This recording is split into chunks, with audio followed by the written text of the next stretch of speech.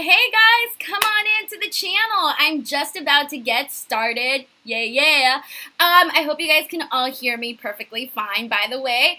I've only live streamed on YouTube like 5-6 times on my own channel, so hopefully everything goes well. Let me know if you guys can hear me great and all of that awesomeness stuff. I'm going to be working all sorts of different screens right now. I am my own one-person team with everything today, so I'm waiting here to get the chat going. YouTube, hurry. Oh, here we go. YouTube's going. The chat is going. All right, cool. I really hate how YouTube shows this thing. All right. Anyways, guys, thank you so much for those of you guys who came in.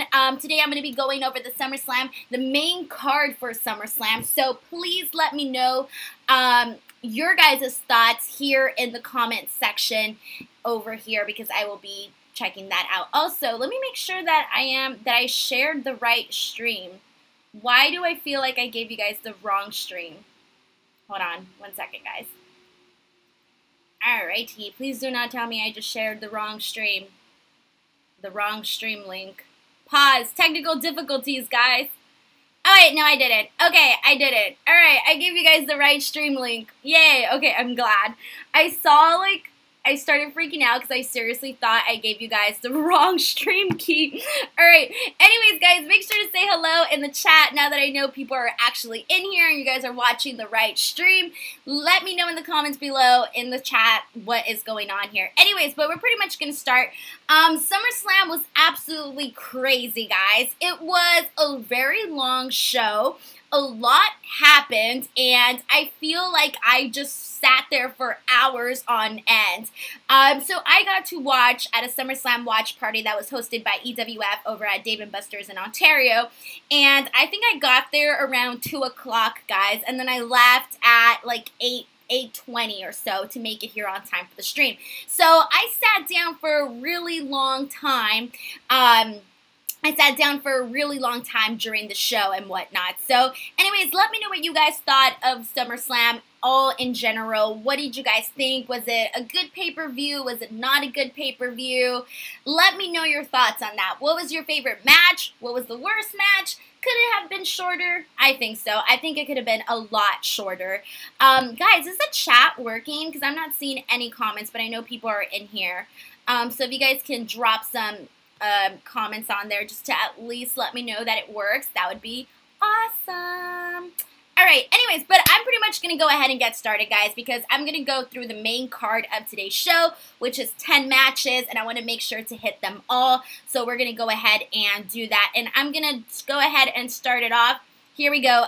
So pretty much the first match was Seth Rollins being accompanied to the ring by Dean Ambrose versus Dolph Ziggler, who was accompanied to the ring by Drew McIntyre. First of all, side note, guys, Drew McIntyre is goals, guys. Goals, goals, goals. Everything that he has done since he has returned to the WWE has been absolutely incredible. I feel his look is just... I was freaking out today because I was looking at how cut and how tan he was. I know that sounds like kind of weird, but you can see the confidence in him oozing out, and I think that's really cool. But getting to the match, though, Seth Rollins, Dolph Ziggler, this is one of the matches that a lot of people kept telling me that they were, you know, that they were excited for. Oh, and yay, chat works. Woohoo. Thank you so much for letting me know, Sandra and St. Clair Uska. She says she was totally waiting for a turn either by Dean or Drew. Okay, so that's what I was going to say. So for this match here, for the first match, Seth Rollins versus Dolph Ziggler, I think a lot of us maybe thought that Ambrose was actually going to turn on Seth. I mean, obviously Dean Ambrose just came back. He's looks pretty ripped too, along with Drew McIntyre. I'm going to add that too. So I think a lot of us thought we were expecting some sort of turn, but it did not happen. The first portion of this match, I think, was kind of taken away. I feel it started kind of slow for an opening match. For me personally, I like it when opening matches start off really fast and they get going, they get the crowd going, because that's pretty much what an opening match is supposed to do. But this one, with the first portion of the match, I think that we were focused on everything that was going on outside the ring, which was everything that was going on with Drew and Dean Ambrose. So granted, I like their heat, I like their chemistry, I like what we're doing with them, but it did take away from the first portion of the match.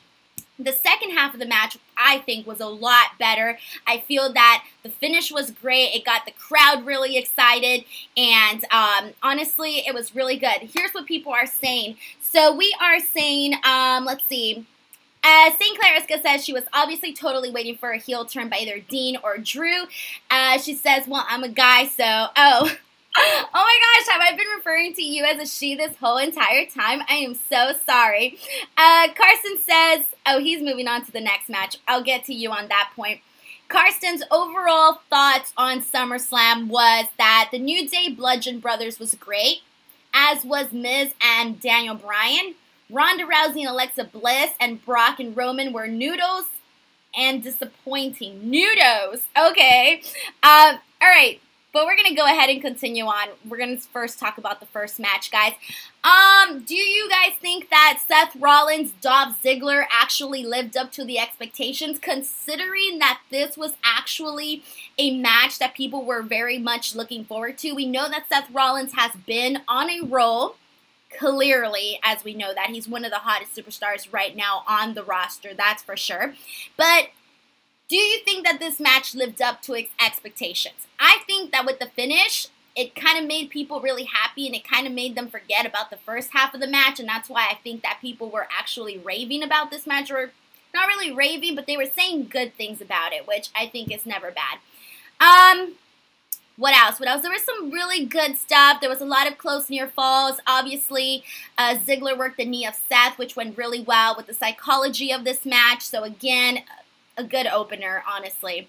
For those of you guys who are not watching live, by the way, feel free to let me know in the comments below what you guys actually thought of this match, even if you guys are not watching live.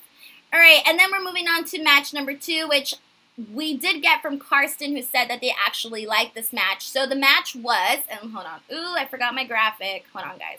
A one-person team today. There we go, there's my graphic. Alright, I have like 1,000 windows open right now, because I'm like, okay, I have way too many windows open, that's for sure. Alright, anyways, okay, so the SmackDown Tag Team titles were on the line here. The New Day versus the Bludgeon Brothers.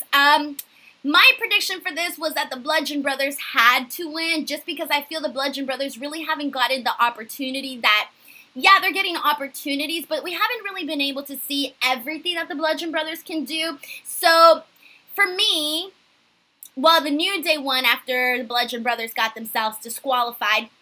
For me, I personally would have preferred for the Bludgeon Brothers to get some sort of clean victory, just because I feel that they need it more. I'm glad that they stayed with the belt, because again, they needed more than the New Day. We already like the New Day. We already know the New Day. We're already fine with the New Day. I feel like the Bludgeon Brothers is still a team that we're still trying to get accustomed to and get to know and stuff like that. So, I don't know. What do you guys think about the Bludgeon Brothers? Let me know in the comments below. I think that Biggie, like always, for this match, stood out a lot. He did some killer suplexes, especially the one that he gave to Luke Harper was absolutely crazy. He honestly, guys, is like the star. I feel like he was the person that just stood out to me in this match. I thought they had a lot of good spots. They kept the excitement, but again, I would have really liked to see the Bludgeon Brothers get a clean finish. I think the reason why the fans didn't really care about this match, except for the exciting spots during the match, was that these characters for the Bludgeon Brothers haven't been really fully developed, so that's why people didn't care. And then also, the hammers, no one's really actually buying the whole hammers thing, you know? Like, so with them using that, I feel like no one really cared about that, but I could be wrong. Either way, they had some really good spots in this match, and to tell you guys the truth, this match turned out a lot, and I mean a lot better than I was expecting. Moving on to match 3. Oh, wait, hold on. I have a question for everybody, guys. What do you guys think? Should the New Day still continue a longer run as a team, or do you guys think that they should be broken up anytime soon? Like I said, Biggie Langston would do incredible things on his own if you got the right opportunity. I think he would. But I don't know, guys. What do you guys think? Let me know in the comments if you guys think it's too soon, doesn't matter, you don't care. Yeah, you'd like to see them do their own thing. But anyways, we're moving on to match number 3. All right, so match number 3 on the card was Kevin Owens versus Braun Strowman for the Money in the Bank briefcase. So, this match was interesting, I think. I didn't see the finish coming. It was a lot faster than I expected, but it totally worked, all right? Hold on, we got a comment here. Carson says, I hope this feud continues. Put them in a tornado tag cage match. All right, cool. I like that. All right, so pretty much with this one here, I thought that Kevin Owens took some incredible bumps, by the way, for this match. I thought that it started off perfectly great. It was fast-paced, was super quick. It was a clean finish. Definitely not, and I mean not what I expected. I know a lot of people who were actually predicting that Kevin Owens would be winning this match, and because, you know, it would definitely have done well for his character, you know, having the briefcase, and we all know that Braun Strowman shouldn't really have the briefcase. He kind of looks a little silly with the briefcase, let's be honest, guys. He really did. But truthfully, though, I think that some people might have been shocked by this, by Kevin Owens just losing, especially so quickly. But if you guys continued watching for the rest of the show, you would know why Braun Strowman indeed kept his Money in the Bank briefcase. Anyways, let me know, what did you guys think about this match? Also, we have Don't Break Up the New Day. Don't you dare be sour. All right, I totally agree with you. Don't break up the New Day. I think we can all agree we're still pretty good on the New Day on that. All right, guys, we're moving on to match number 4. So match number 4 was the Women's Triple Threat match for the SmackDown Women's title. And it was Becky Lynch versus Carmella, the champion, versus Charlotte Flair. All right, for this one here, I think that everybody, and you guys can tell me if I'm wrong or not, I think everybody wanted to see Carmella lose her belt.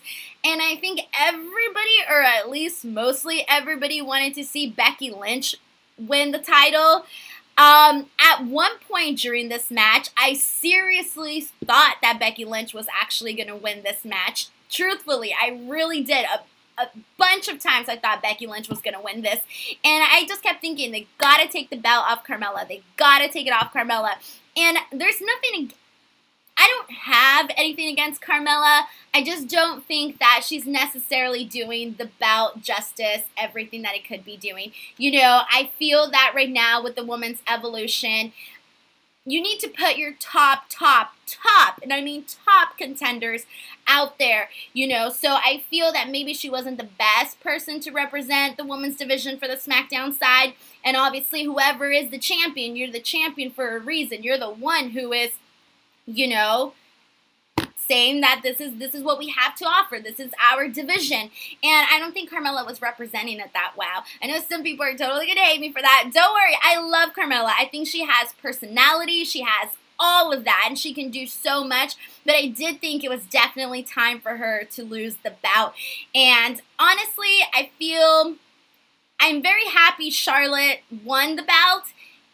But I would have preferred seeing Becky Lynch just because I think it would have been more refreshing to see Becky Lynch win the bout. Let's see what people are saying here. All right, Carson says, Kevin Owens winning would have been good. Send Braun into a rage, induce heel turn, and then damn stream lag delay. Yeah, guys, no worries. So I'm going to be getting some of your comments a little bit delayed just because I'm going to be a little bit ahead of you guys. That's just natural, but it's okay. We'll roll with it, though. Alright, anyways, back to the Women's Triple Threat match. So, with this one here, okay, first of all, Charlotte, I absolutely loved her pink gear. She looked like, I don't know, a flamingo. Not a flamingo. What's the word? There's like an animal. Is it a flamingo? I don't know. This is beautiful pink, maybe Peacock, maybe? Okay. Forget it. Clearly, my animal knowledge is not that great, alright? But seriously, though, Charlotte looked absolutely amazing. She looked like a star, as she always does. I did like Carmella's look as well. Pretty in pink, both of them. They all had the new stuff going on. But overall, though, this match was a little sloppy, though, guys. Like, it wasn't that great. It was a little messy all around. When Charlotte went to the top rope, no one caught her. That wasn't cool either. Poor Charlotte. But I do like that Carmella, even though we all kind of felt like she was going to lose her belt, and maybe a lot of us were rooting for her to lose her belt, I love that she did break up a lot of close pinfalls, because at least she was still fighting for her belt. And that's what the champion is supposed to do when they're in a match like this, when they're in a triple threat. They're supposed to be like, no, I am not going to be, A, I'm not going to be the one to get pinned, and B, I'm not going to lose my belt if I'm not even the one getting pinned, you know? So I did like that. I did like that they added that element. Towards the end, obviously, we had Charlotte win, and Becky Lynch turned on Charlotte, guys. I don't know what you thought about this, but I think that Becky versus Charlotte, they do this at Evolution, is going to be super flipping awesome, all right? I just really want to see these two girls go at it. You know, we obviously saw hints of that here today, which was a lot of fun. But I think that obviously they're going to kill it if they do have a match at Evolution. So we'll see if that happens. Anyways, but let me know what you guys thought. Did you guys think Becky Lynch was going to win? Are you guys happy that Charlotte won? Let me know in the comments below. Alright, and moving on to the next match, which was match number 5. The next match was AJ Styles versus Samoa Joe. So, real quick, guys, I love Samoa Joe. Samoa Joe, to me, is like one of the greatest, I don't know, maybe I'm not picking my words right, but I really like Samoa Joe. Let's just leave it at that. I feel like he does a lot of things that I'm just like, yes, that is exactly what I want to be seeing, you know? So, yeah. Anyways, this was the match that I was most looking forward to today on the card, mainly because I'm just like a fangirl of these two guys, and obviously have been following their careers for a long time. You know, we've seen AJ Styles, Samoa Joe before. We've seen them before on Impact, wrestle on Impact. We've seen them wrestle in Pro Wrestling Guerrilla. We've seen them wrestle in Ring of Honor, and now we're seeing them wrestle here at in WWE. So, this match to me, it was good. It was definitely good. I think that they stopped it before it reached its full potential. I think the match was just getting really good before the disqualification happened. But I do think that now this feud has sort of had a fire lit underneath it, you know? It's more personal now than ever between these guys. And, you know, we saw AJ Styles get into a really personal feud with Shinsuke Nakamura, and I feel like we're seeing that happening here with Samoa Joe. So I also like that Samoa Joe, like I said, Samoa Joe does a lot of little things that make you love him, whether it's in everything that he does. He does little things that make you go, yes, that's exactly. And one of the things that he was doing in this match was messing with AJ Styles' family, where his wife and his daughter were in the front row, and even just that little addition of it, you can tell, obviously, it really pissed off AJ Styles. So clearly, what are you going to do? You're a family man. You're a good man. And you see some guy messing with your wife and your daughter, you're going to get pissed. So clearly, it didn't even matter. The victory at that point didn't even matter. He was like, chair shot, and I hate you, and you're not going to mess with my family, making this feud a lot more deeper. So I think that, obviously, we're going to see this match again. Different stipulation. Good match. I think that maybe a few more minutes longer. I would have liked just a few more minutes longer, though, because it was just getting really, really good before it kind of like got cut off. Carson says, Samoa Joe going straight savage. I can be your daddy was gold. Exactly. That was super gold. That was one of the things that, yeah, everybody absolutely loved. And I think that was brilliant on Samoa Joe's part, for sure.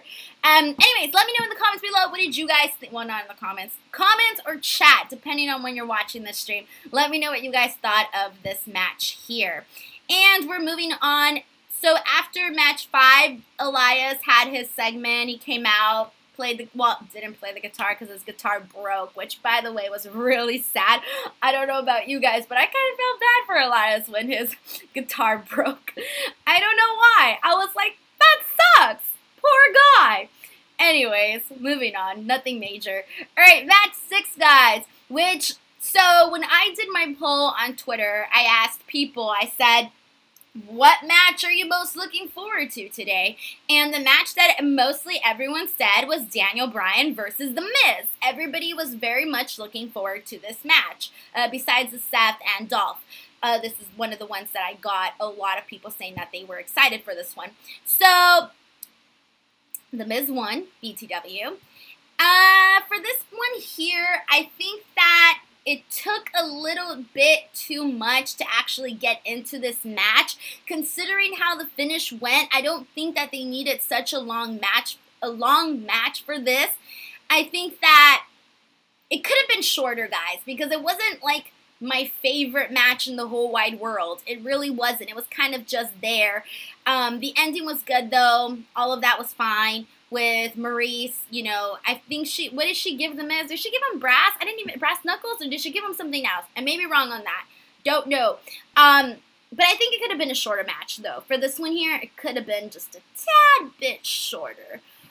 Let me know what you guys thought about Daniel Bryan versus The Miz. Was it what you guys hoped for? Was it okay? Did it do anything for you?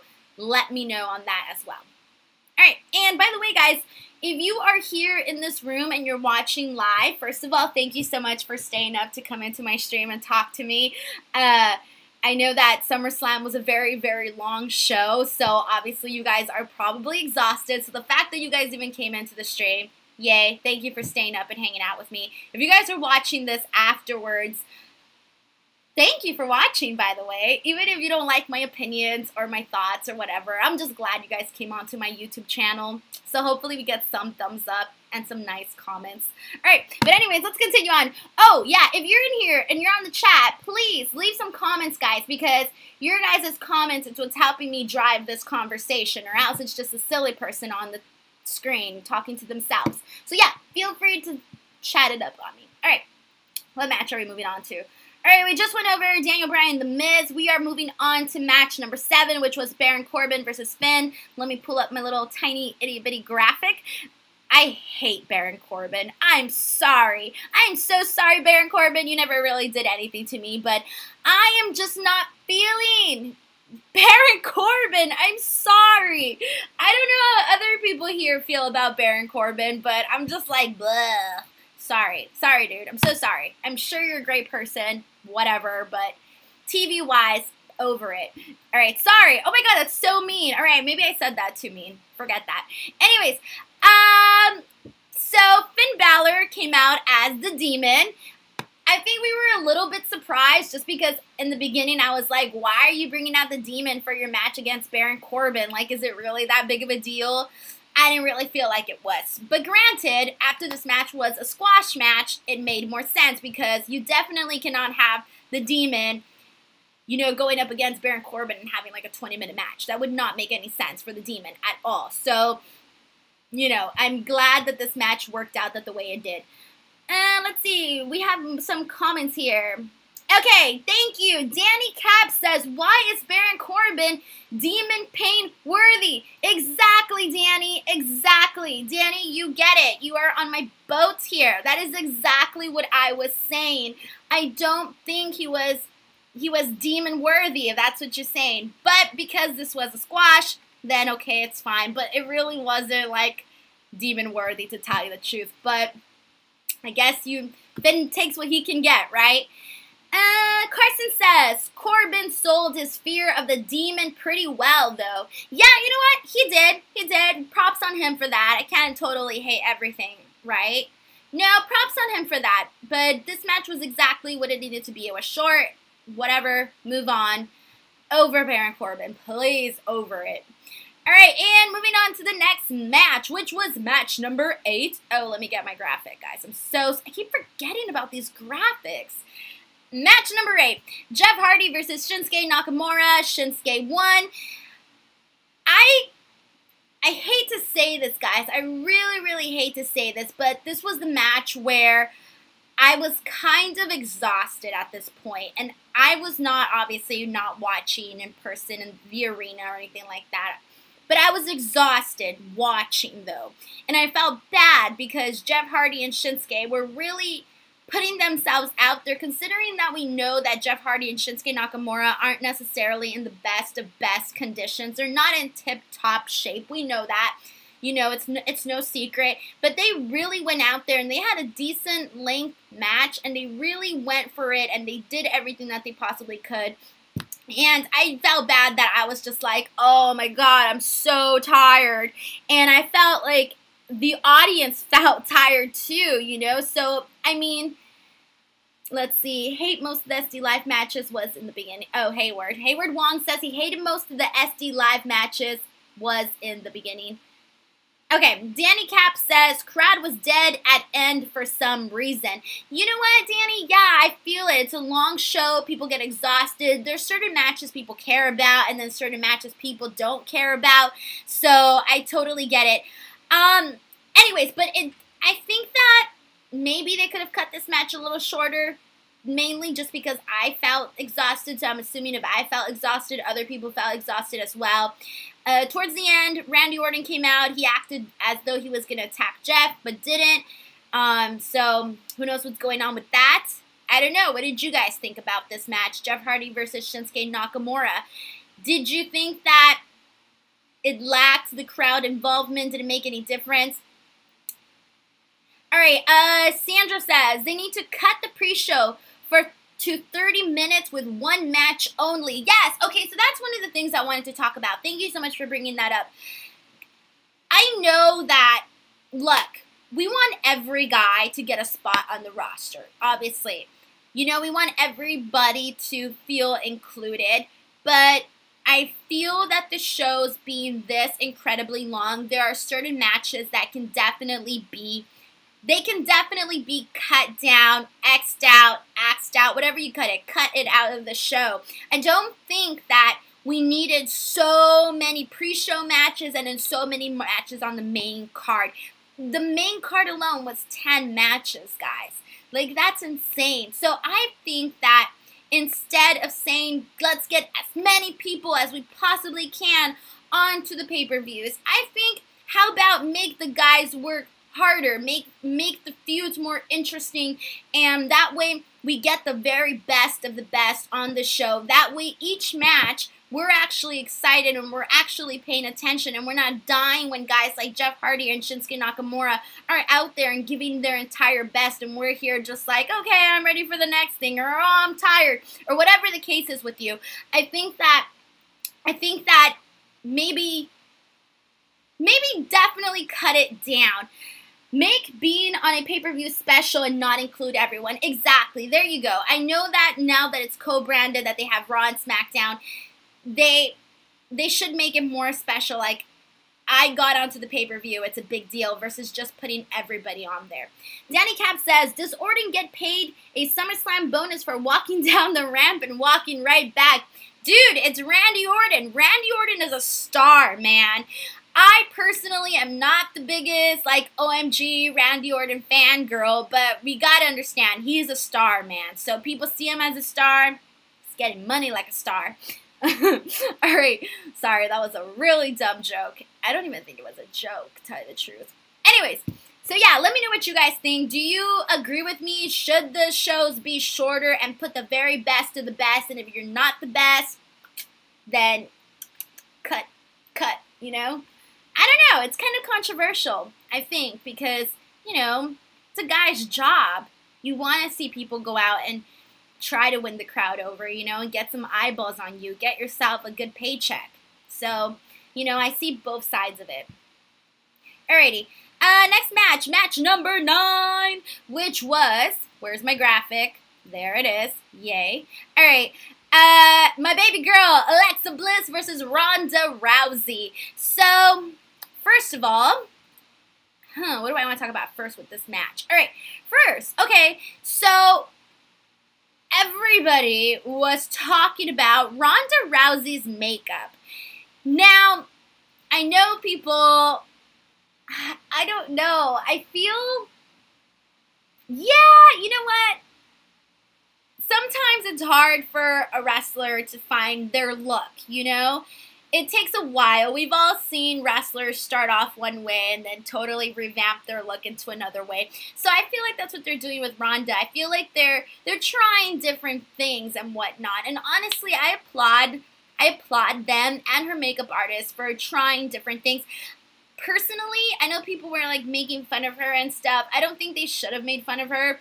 The only thing, and this is because I'm a girl and because I know this stuff, and don't judge me because this is like, I've been having the same makeup for like 10 hours today, so do not judge my makeup right now because I'm not, okay. The point is that I loved what they did with her eyes. Ronda Rousey, I love that they did the black eye and all of that. The only problem, and this isn't on Ronda Rousey, this is on her makeup artist. Her makeup artist did not blend in the white that she put on her face to her neck. So you can see the white like cut off. I don't know if that's what they were going for, but she should have blended it into her neck or blended her skin color more so that it could look natural, so it wouldn't look like her skin, her face was a different color from her neck. And I think that's why people were probably like, well, what's going on with Ronda's makeup? Because the big black eyeshadow was perfectly fine. The only issue, and it was a technical issue, and I think that's on the makeup artist, was the white thing. And you guys will notice it if you guys watch that, or I don't know if you guys noticed it. Anyways, but a lot of people were talking about it. It's Ronda Rousey. She's a star, guys. So obviously we're going to be talking about her makeup and her clothing and all of that stuff. That's just natural. Anyway, so I figured, okay, Alexa Bliss is going to lose this match because it makes sense to have Ronda Rousey going into Evolution as the champion. Come on, guys. As much as we love Alexa Bliss, and I love Alexa Bliss, Ronda Rousey has star power. And I mean like star power. More than lots of men. So, duh, have her as a champion for Evolution. It's the first all-women's pay-per-view. You're going to want tip-top the best and all of that. But, okay, here we go, though. With Ronda and Alexa, I love Alexa Bliss, I was pretty sad because I knew she was going to lose her title. And overall, this match was, obviously, it was short. You know, I liked in the beginning, though, when Ronda, she sat down and she gave her back to Alexa Bliss. That was pretty funny. I thought that worked extremely well because it worked well with both Alexa and Ronda's characters. Ronda, she's a badass. We know that, okay? She's a tough girl. She can kick anyone's butt, right? We understand that. So, clearly, she can cover her eyes, she can turn her back, get attacked, and it's not going to make a difference because she has another skill level. So I like that she did that because she showed it. She was like, okay, Alexa, you're afraid to fight me? So I'll turn around and, you know, help you out, get you inside the ring. And it worked perfectly for Alexa's character because Alexa is like, you know, she's that girl that she's like sassy and like, oh, and you know, I love Alexa. So it worked with her character on that portion of that as well. So I thought that was a nice addition, obviously. So the funny part was when Ronda had her in the armbar, I liked that, okay, so some of you guys may know this, is that Alexa Bliss is double jointed. So when she was doing it on her, Alexa's arm was like all like weird looking, right? Like cringy, like it can hurt. Just watching that, your arm hurts, okay? My arm hurt. So I like that. I thought that was pretty cool too. It was a short match. It wasn't the greatest match ever. It wasn't the best Ronda match or the best Alexa Bliss match, but it was what it was, all right? I I don't have any arguments with this match at all. Sandra says, doesn't hurt Alexa getting squashed. Her personality will carry her, and this loss will even add depth to it. Yeah, exactly. There you go. Ronda Rousey would have lost a lot more had she lost to Alexa Bliss than Alexa Bliss losing to Ronda Rousey. And let's face it, if you're going to lose to someone, you're going to want to lose to somebody like Ronda Rousey. Karsten says, I wanted Bliss to win so bad. The way she trolls Rousey is just so damn entertaining. I want this feud to continue. Yes, that's the thing. Okay, so prior to this, I wanted Ronda to feud with Alexa because I knew that she was the only person on the roster with the personality to help carry Ronda Rousey. We all know I absolutely loved when she said on Raw where she was tired of seeing the faces that she was making, and she... Oh, I forgot the exact wording, but she basically called her an overhyped rookie. Something along those lines. You guys can write down the exact wording, because I know they also showed it today on the package, but I forgot. She goes out there, Alexa Bliss, and she says things that are so, like, whiny and perfect, and she gets under your skin, but at the same time, it's hilarious. So I totally get that. Danny Cap says, why do you think the Bellas were there? So I think, and I know this is a rumor that's going around, they're probably definitely going to do Ronda Rousey versus Nikki Bella at Evolution. They haven't said anything, but that's the big rumor going around. It makes sense. Granted, I love Nikki Bella, okay? I really do. I like the Bellas a lot. Granted, we know that there's other girls on the roster with a higher skill level that can have better matches with Ronda Rousey than Nikki Bella, but because Nikki Bella is, I guess you can say, more popular mainstream, you know, she has her reality TV show and all of that. I think because of that popularity plus Ronda's star power, I think that that's probably what they're thinking in terms of having them together in this match. Again, this is not for sure. We don't know that. But I'm assuming that that's probably why the Bellas were there. So, yeah. Anyways, that's pretty much that. Let me know what you guys thought about this. I'm trying to think if I had anything else I wanted to add to this Ronda-Alexa Bliss match. That's pretty much, I think I said everything I wanted to say on this. But, yeah, if anybody else has any other things they want to add, feel free to. And moving on, guys. The main event for the Universal title, which was Brock Lesnar versus Roman Reigns. Alright, so before this match started, this was a match where everybody was like, man, if Roman Reigns doesn't win this match, I don't know what to say about the guy. Like, personally, guys, so I used to be that person that totally booed Roman Reigns. Like, every time he came out, and it's not that I didn't like Roman Reigns, it's just that I loved booing Roman Reigns, okay? So I would boo Roman Reigns for fun, alright? That sounds terrible, but I'm sure there's plenty of other people that have done so too, booed Roman Reigns for fun. Oh, I forgot to put my graphics, sorry. Okay, so before this match, I sent out a poll on Twitter and I said, how do you guys feel about Roman Reigns right now? We all know that he hasn't been getting booked the bestest. We're all tired of seeing Brock Lesnar versus Roman Reigns. How many times hasn't the crowd totally, like, not cared about this match at all? WrestleMania for a perfect example. So, because of that, I asked people, how do you feel about Roman Reigns? Do you like the guy? Do you love the guy? Do you hate the guy? Do you not care? At the end result was people did not care. They did not care about Roman Reigns, and other people did like the guy. Honestly, guys, at this point, I'm just like, I feel so bad for Roman Reigns, how he was booked the past months, years, whatever. I was like, give the guy a win, guys. Honestly, at this point, just give it to him, because I feel bad. I feel, had he lost today to Brock Lesnar, there's no coming back from that, you know? He's already gone through so much that that's not something you can just, like, get back from, you know? So, yeah.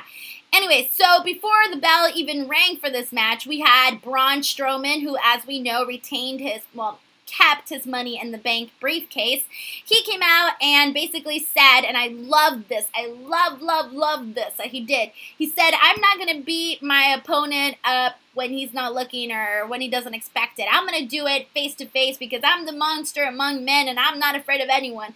That's pretty much what he said.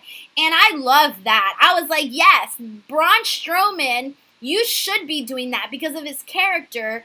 It wouldn't make sense for him to come out and get a cowardly win over somebody. No, it does not make sense for him at all.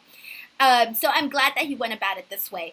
And I think that, honestly, my prediction was that they were going to have Roman Reigns finally defeat Brock Lesnar, but then have Braun Strowman attack him and get his win, therefore leaving Roman Reigns once again screwed.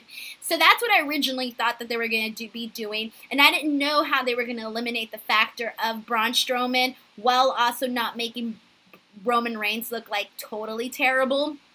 So I think that the way they played this out actually worked out really well, where they had Brock Lesnar eliminate him, take him out of the picture, and then have Roman Reigns capitalize on that. The only thing that I did not like about this was at the end when Roman Reigns speared Brock Lesnar, I felt it was really, really weak. Like, it was one of his weakest ones, I thought. And it just kind of didn't make it look believable that he could actually defeat Brock Lesnar with that one spear. I think that that was the one thing I did not like. The other thing, actually, I have one more thing I did not like. I did not like that when Brock Lesnar had him in a submission that Roman Reigns did not tap out. And I know we've had this argument so many times, but I do not like that because Brock Lesnar is a real MMA fighter. You know, he's fought in the UFC. So I feel if a guy like Brock Lesnar puts you into a submission, you should tap. You should be tapping. Like, this isn't no fake MMA fighter. No, he's the real deal. So I didn't like that aspect of it, but I'm going to bend my illusion and stuff. Sandra says, Roman won via distraction. Yes, so obviously Brock Lesnar was distracted with everything that was going on outside the ring with Braun, but I still felt that Roman spear wasn't, like, believable, at least for me, but hey, whatever. If Brock is leaving, Roman should be best. If Brock is leaving, Roman should be best him decisively.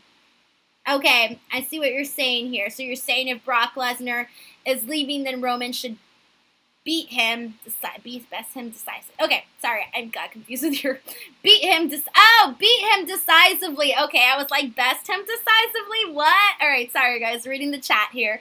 Anyway, so yeah, I was honestly shocked when Roman Reigns won. Not even gonna lie, I was like, what? It finally happened. Whoa! Not because I'm this Roman Reigns fans, but it was more just like it finally happened. Hoorah! Hooray! Good for you. But then at the same time, I was like, aw, Braun didn't get to cash in his Money in the Bank. I had a bunch of mixed emotions during this match. Honestly, at one point, when Brock Lesnar was dominating, I was like, man, Brock Lesnar came back and said, oh, you guys hate me? Guess what? I'm Brock Lesnar, and I still kick butt because I'm Brock Lesnar. But, you know, so with that, I was like, yay, Brock Lesnar. And then I was like, yay, Braun.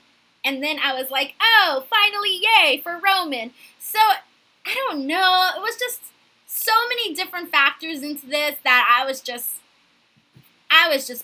confused at the end. Not confused, but I didn't know how to feel.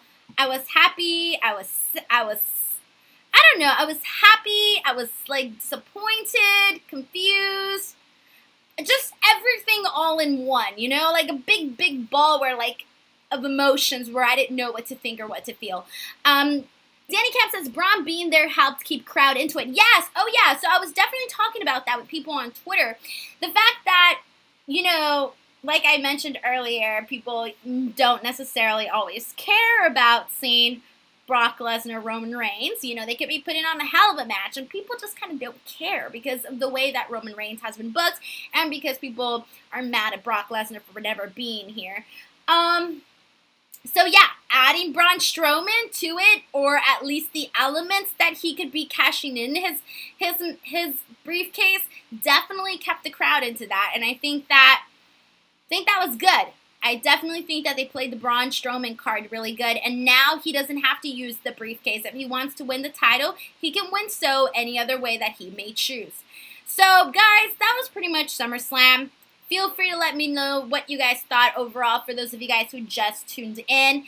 Overall, I thought it was a good pay-per-view. A little long. They could have chopped off a few matches, like I said earlier, but overall, it was a good show. I was entertained. Props. Good job, WWE. I liked it. You know, I don't know if I would grade it or what I would grade it, but it wasn't bad. Honestly, it wasn't bad. I've seen worse shows. I've seen worse pay-per-views than this. So I don't really have any complaints to make about SummerSlam. Overall, I thought it was fine. It did its job. It was good. It was decent.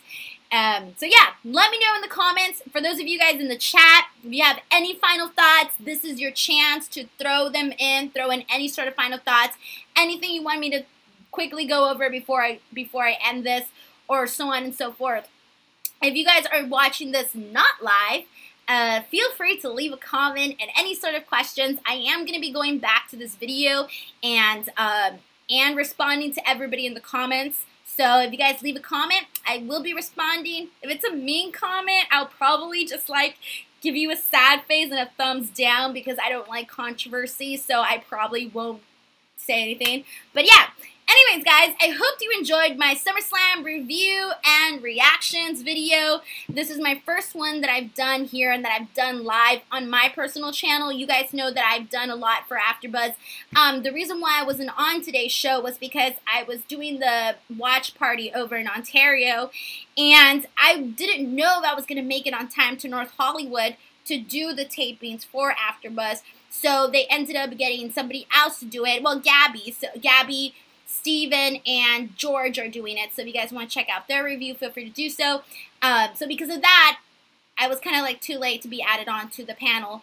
So anyways, but we'll see what happens in the future. And one more thing. Don't forget to check out XPac12360. For those of you guys who don't know, I am on the podcast. So if you guys want to come out, check some wrestling news, feel free to do so. XPac12360. YouTube.com/XPac. Feel free to check all that stuff out. And throughout the entire show, I have had my handle up here. If you guys haven't followed me on Twitter or on Instagram, please do so. I'm @ Denise Salcedo. If you haven't checked out my YouTube channel, do so, because on here I do have interviews with Charlotte Flair and I have interviews with Stephanie McMahon. So check those out too. Also, at the end of the month, which is going to be next week, I am going to be heading over to Las Vegas for Expo Lucha. So I am going to be trying to get some interviews with people there. So if you guys want to subscribe, feel free to do so. And I'll be vlogging the experience at Expo Lucha and hopefully, fingers crossed, getting some interviews. And also buying some merch and doing a giveaway for you all here on YouTube. So make sure to subscribe. Also, let me know if you guys even want me to continue doing reviews of pay-per-views here on my channel. If you guys don't like them and I totally suck without a co-host, let me know, because that's something I need to know. But if you guys like them, let me know that too. Karsten says, last thing, he thought the pay-per-view was a 3.5 out of 5. Me, 6 out of 5. Thank you. Woohoo! I'm so happy. Jolly. I'm jolly. Now, guys, it's 11:02 p.m. here in California, so I'm going to end this thing, go take a bath, binge watch some Arrow, and go to sleep now. Anyways, thank you guys so much for tuning in to my stream. I hope you guys had a decent time and a fun time, and I will see you guys next time. Bye! Good night, everyone! Wait. Stop streaming. Okay, bye!